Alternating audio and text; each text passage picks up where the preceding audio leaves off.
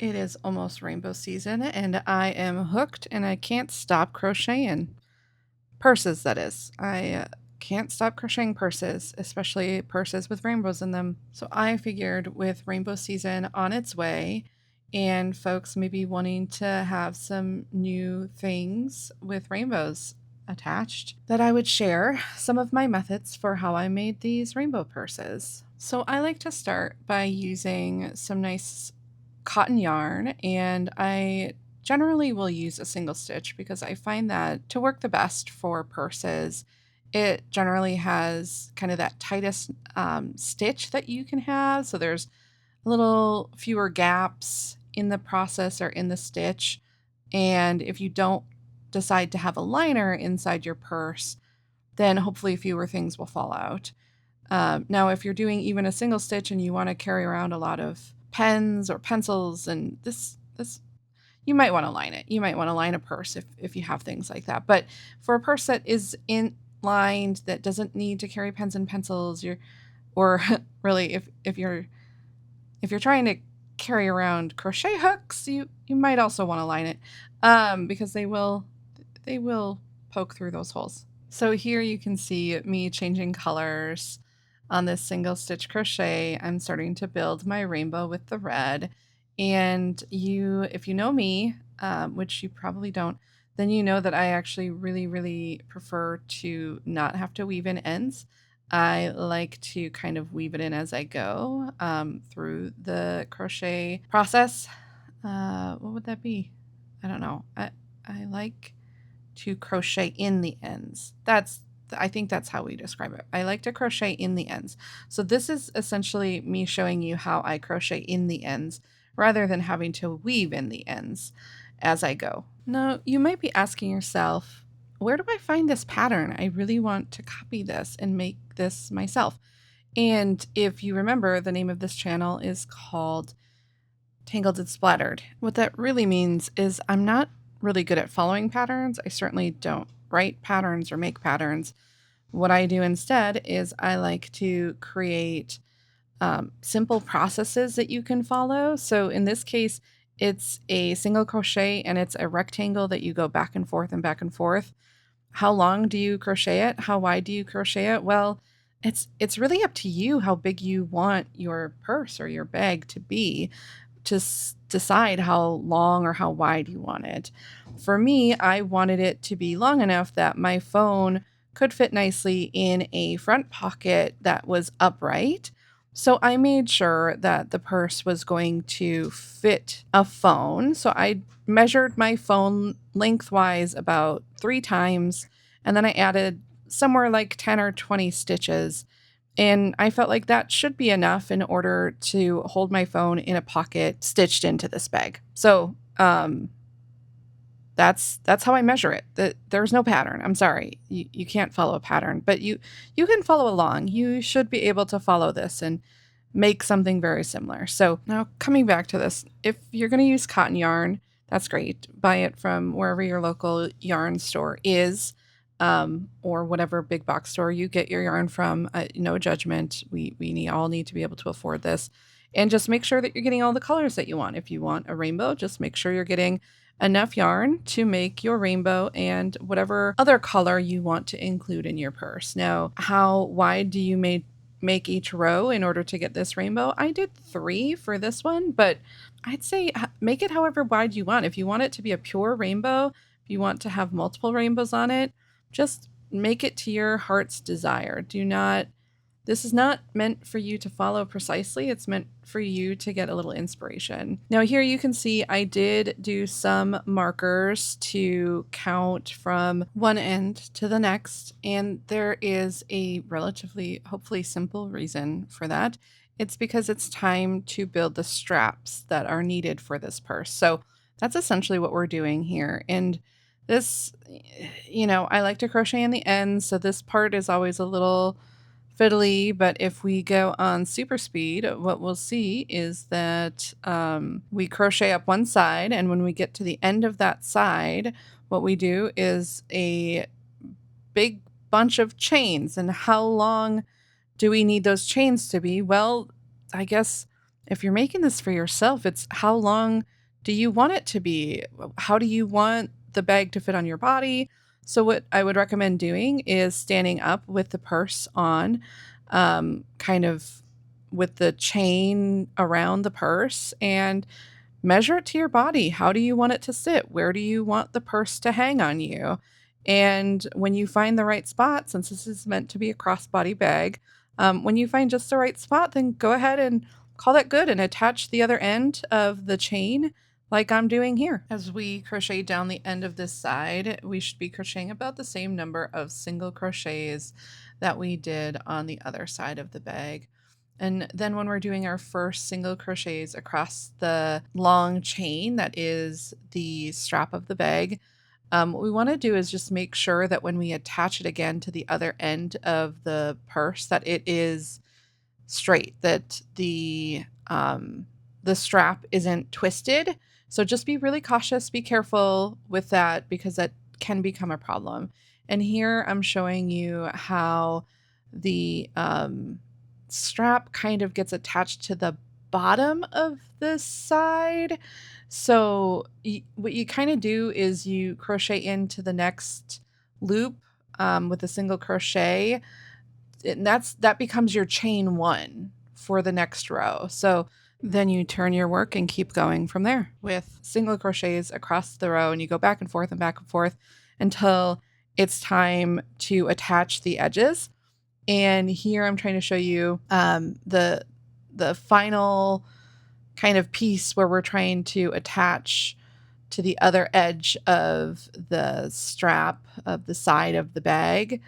In this case, with one of the other purses, I decided to use a different color for that because the color I was using was going to run out. It wasn't going to be long enough. So I went back to the previous color for attaching it, and attaching the other edge of the strap, and basically just crochet the two edges together. Again, these things, I really like to think of these instead of them being patterns and really complicated things.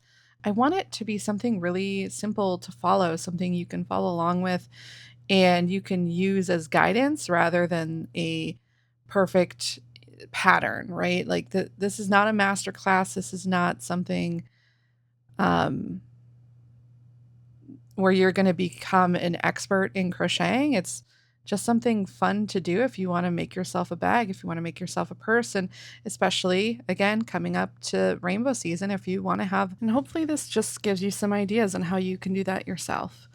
So again, we are now attaching the edge of this purse up the side, and pretty soon here, we'll probably be zooming through that. When you get to the end of attaching the side, again, we're going to crochet in our ends. We don't like weaving in the ends, so don't forget to do that if you're like me and you're doing some color switches on the strap. Make your life easier.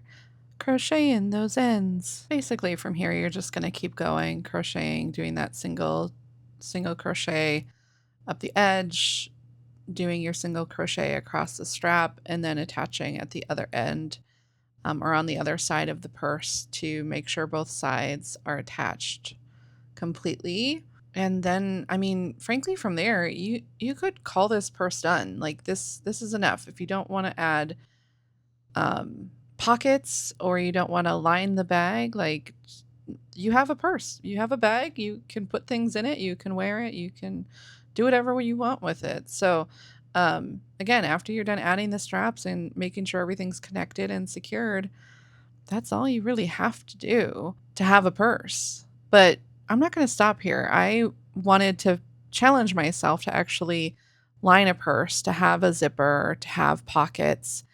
And so that's what I'm going to keep going and showing you next.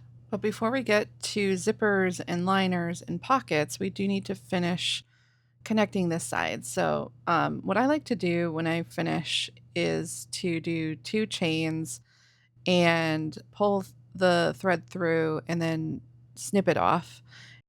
Here we go, weaving in our ends, weaving in our ends, weaving in our ends. Here we go, weaving in our ends, and then we trim the excess. To my fellow yarn artists out there, here's your sign that it's time to weave in those ends and trim the excess. Though I guess if you are gonna line the bag, then you don't technically have to trim the excess. You can just kind of pull it through to the other side of the bag. It's fine. So here's a pocket. I didn't show you crocheting.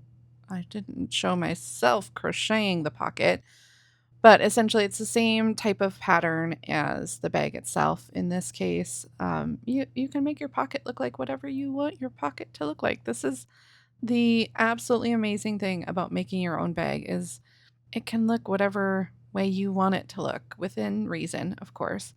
So here you can see I am just attaching it using one of these like crochet needle thingy mabobs. There's a name for it, but I can't remember.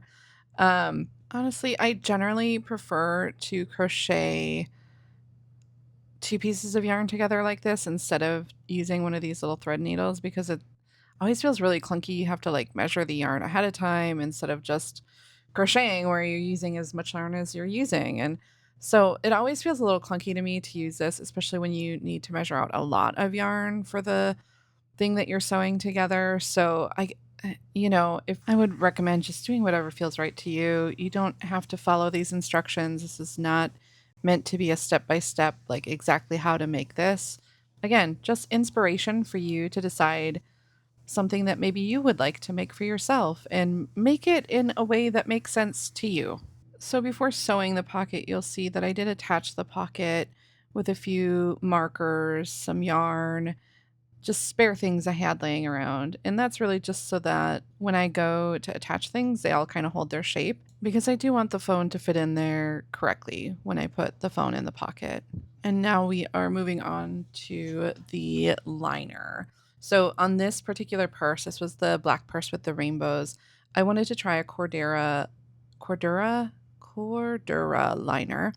And I wanted to try the Cordura liner because I wanted this to be kind of a water resistant internal structure.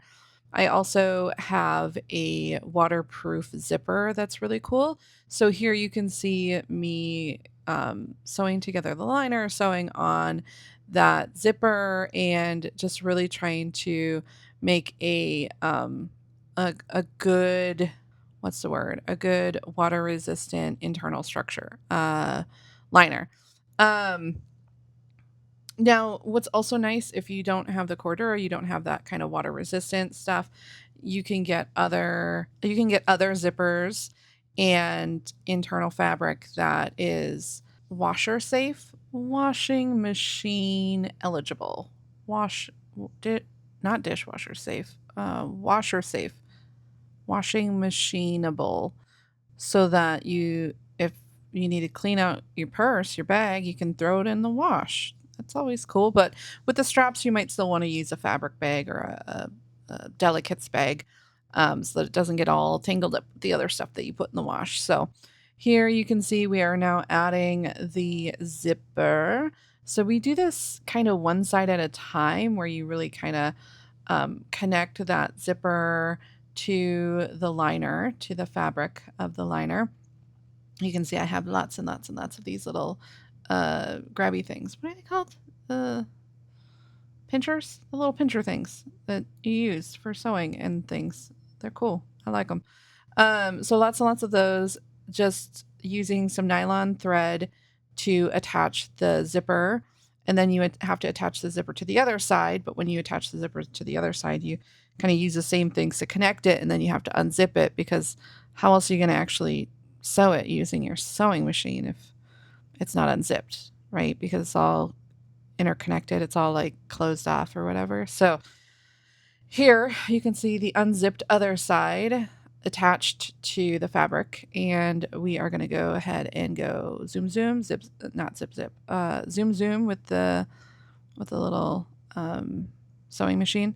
I'm a little slow with sewing machines. I still need to get more comfortable with it, get more used to it, but I am not. It's not going to stop me. I'm just going to keep going. I'm just going to keep making stuff and figure it out as I go.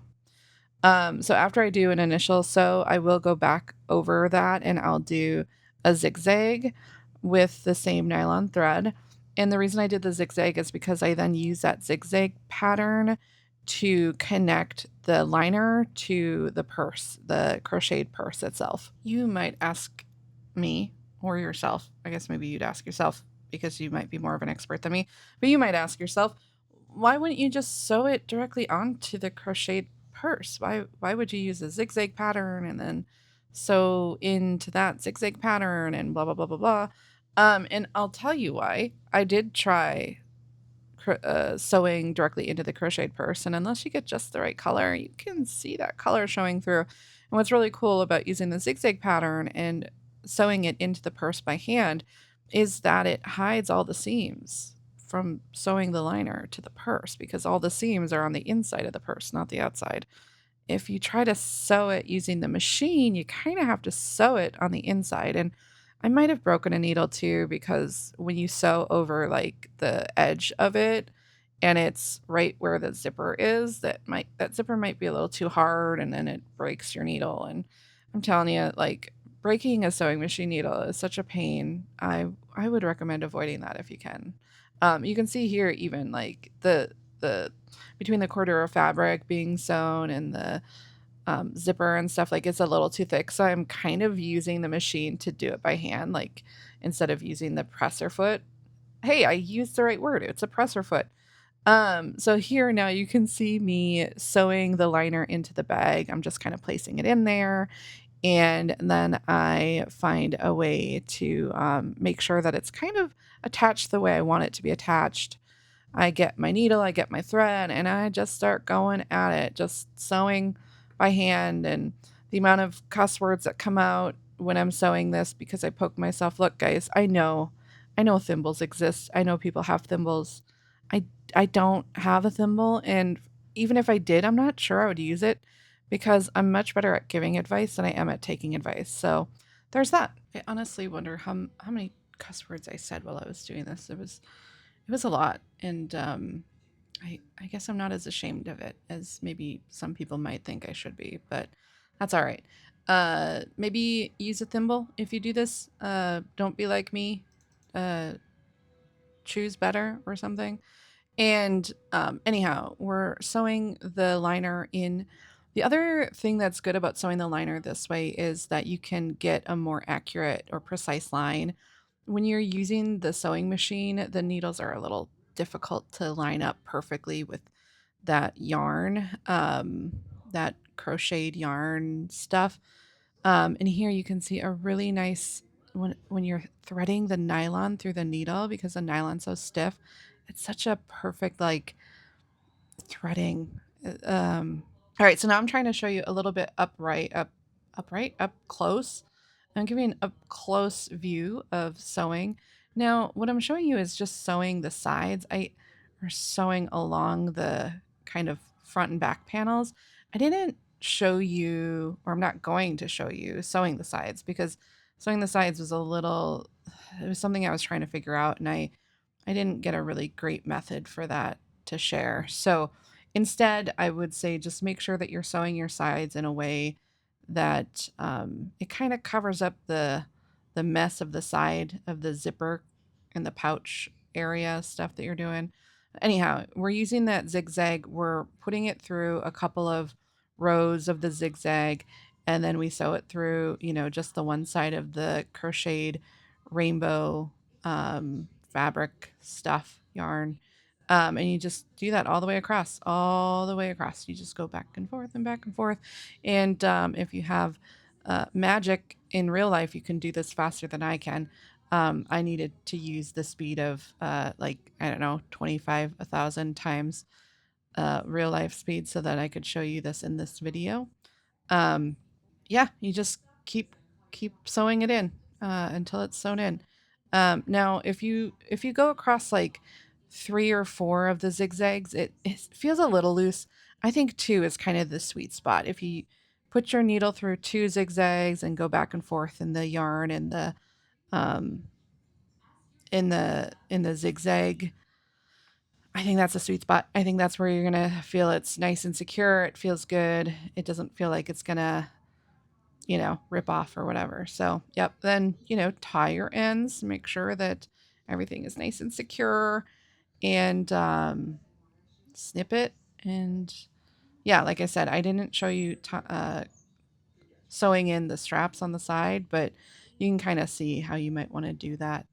So there's the bag. It's lined. And then I actually decided that I wanted to add some beading in to the straps. So I just wanted to show you a little bit of the beading. And I also tried to line it up with the colors on the bag. So when the strap lays across the bag, it kind of lines up with the colors, the rainbow on the bag here. So I am not somebody who has done much with beading before, and I wanted to try something new. So this is me trying something new. I tried a lot of things new with this bag. I've never lined a purse before. I've never done any beading work before, and I thought let's do something fun. It's almost rainbow season. It's time um, to enjoy the colors, and so that's what we're doing. I feel like half the fun of doing art is trying new things, letting yourself get a little messy with it, learning new skills, and that's exactly what I'm trying to do here with the beading, with adding the liner. I'm trying to learn new skills. I'm trying to do new things, and I'm trying to see what's possible. What am I capable of? I also am learning new things by making these videos, and I learned how to add rainbow lettering onto these videos in celebration of upcoming rainbow season. So I'm really excited about that. I'm excited to share all of the rainbow stuff that I have in store in the next few weeks. But if you are looking to make a purse like this, you probably want to give yourself about a month's worth of time. So now would be the time to start to make a rainbow purse. And I think what's great about adding this beadwork is really, again, I'm trying something new, but also it kind of adds like a little fidget element to this purse. It's not perfect, it's not perfectly straight, but I learned new things. I really enjoyed it, and I like this beadwork. So much so that I do intend to go back and add some beadwork to the other purses. They are not finished works. I feel like they are all works in progress. And I'm curious, what types of things have you added to purses that you've made? Have you added beads like this? Have you added some other kind of artistic elements to purses or other items that you've created? Something that you haven't done before, something new? What I learned with the beadwork is that if I'm trying to do things in these straight lines, that it's better to sew in kind of the row of the color first, or the row of beads first, not trying to sew in each individual bead. And then I really wanted these to feel secure, so I sewed them kind of back and forth a few times. It does remind me of some bead animal creatures that I used to make when I was in elementary school. But in this case, we weren't looking to create an animal creature, just add that rainbow pop of color onto the strap. I definitely have a lot of ideas of how I can do this cleaner, neater the next time. And this isn't a perfect bag by any means. There's a lot of things I would change if I were to make it again today. Like, for instance, I ran out of black thread that would fit through the beads. The nylon thread that I used for sewing the rest of the bag didn't work for these beads. It's too thick. So here's the bags all together. You see the pockets on each of them. Here is the liner. These two had some cotton liners with kind of a rainbow zipper. I really enjoyed working with that rainbow zipper. It's a little harder in some ways, but a lot of fun. And this bag, I did not put any pockets on the inside, but the other two bags there was. Happy rainbow season.